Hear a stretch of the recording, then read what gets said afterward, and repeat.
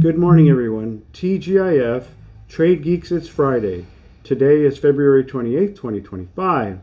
And today's hot topic is the trade tug-of-war and analyzing the seesaw of the Trump tariffs. So I'd like to start off with a quick timeline. February has been a very interesting month. We've seen a lot of seesawing back and forth with all the tariffs that are supposed to be implemented. So on February 1st, I happened to be in Hawaii at the time, Trump announced the tariffs on Canada, Mexico, and China. 25% on the US and Mexico and 10% on China. Then on February 3rd, he basically put the Canadian and Mexican tariffs on hold. And then on February 4th, he went through and went forward with the Chinese tariffs and immediately started collecting the 10%. So I was kind of not shocked, but surprised how quickly he was able to implement the tariffs. It was a lot quicker than his first administration. Under first administration, it didn't take him till a couple of years to really implement the Chinese tariffs. So this is moving a little bit quicker. He's moving a little bit swifter. Moving on here, on February 10th, he announced tariffs on steel and aluminum. And then on February 13th, I think this was the most notable one, he announced the reciprocal tariffs.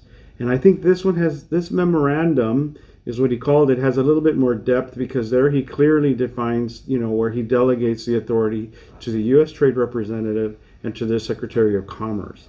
So, they're going to be the ones that are going to pretty much make, a solid blueprint on how all this is going to play out. So we'll see how that goes. Then on February 14th, we were surprised with tariffs on steel and aluminum derivatives.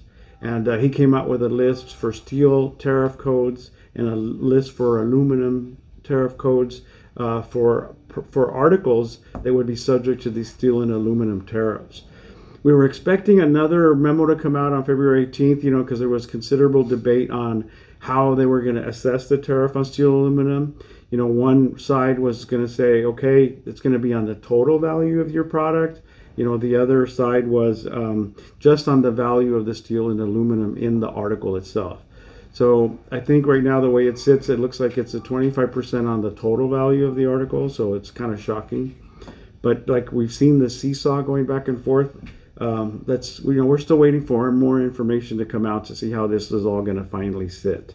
So, I think maybe in June we'll see something very, very definite. Maybe in April we'll start seeing a clearer picture.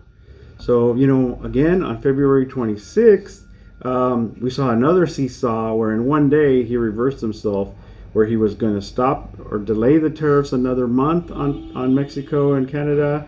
And then he reversed himself and said, no, he's going to be hard to convince not to remove them. So, as it sits today, we're still on the seesaw. So we'll have to wait and see what happens next week.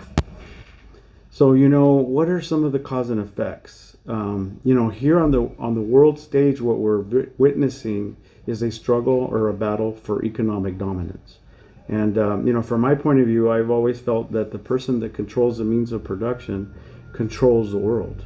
Right? So, we have this Churchillian approach right now from the Trump administration with these trade wars, which Churchill, if you look at history, was very popular during the war and very unpopular after the war. So, I see some similarities there. I'm just a big history buff. So the other thing we see a polarized news media. Everybody has different perspectives, whether you work for the government or you're a private industry, or you're a business owner, an entrepreneur, or an employee on somebody's payroll. Everybody has a different perspective here, and I think the media really has become very polarized. So it's difficult to see, the reality of things.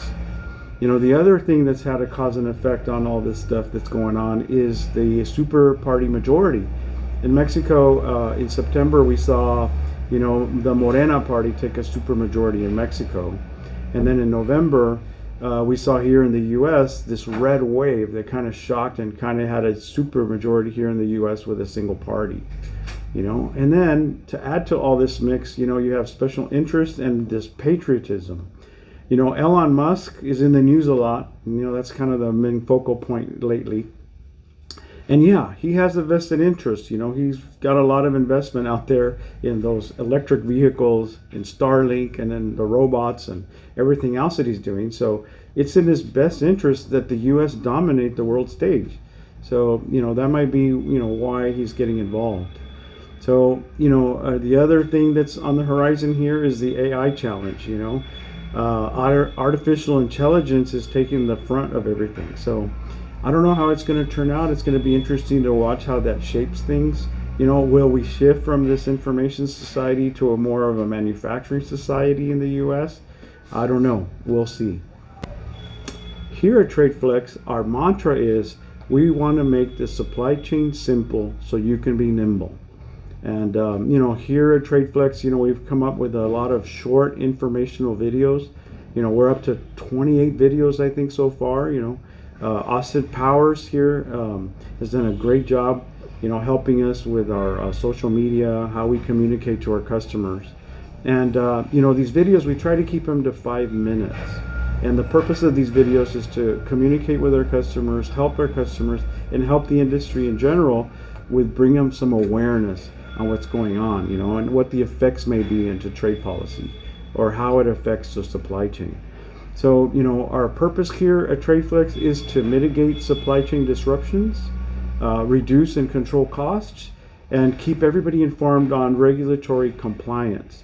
So some of the videos so far you may have seen, are on port congestion, the de minimis program, the tariff impacts that we're talking about today, duty drawback. There's opportunities there for companies to save money, the 9802 program and how that might be important to kind of mitigate these Trump tariffs, how to prepare the CTPAT program. We had a video on the CTPAT program, trade agreements in general. And then one that I liked very much and I think is very important is the valuation video that we did. Valuation is going to be critical with these tariffs, especially in the EMEX companies or the maquiladora companies. Virtually most of the maquila companies are subsidiaries of a foreign-owned company that's located somewhere else. So, there might not be a true value. So you need to test those values. And we promote here at TradeFlex the U.S. Customs Reconciliation Program. I think it's a wonderful tool. I think people need to really consider that, especially going into all this stuff that's going on. So, again, I need to put a plug in for our company here. We specialize in business model analysis, tariff engineering, nearshoring best business practices. And, we have a tremendous multinational expertise across all our people here that form the team at TradeFlex. So thank you very much. We appreciate you guys joining here for these videos, and have a great weekend.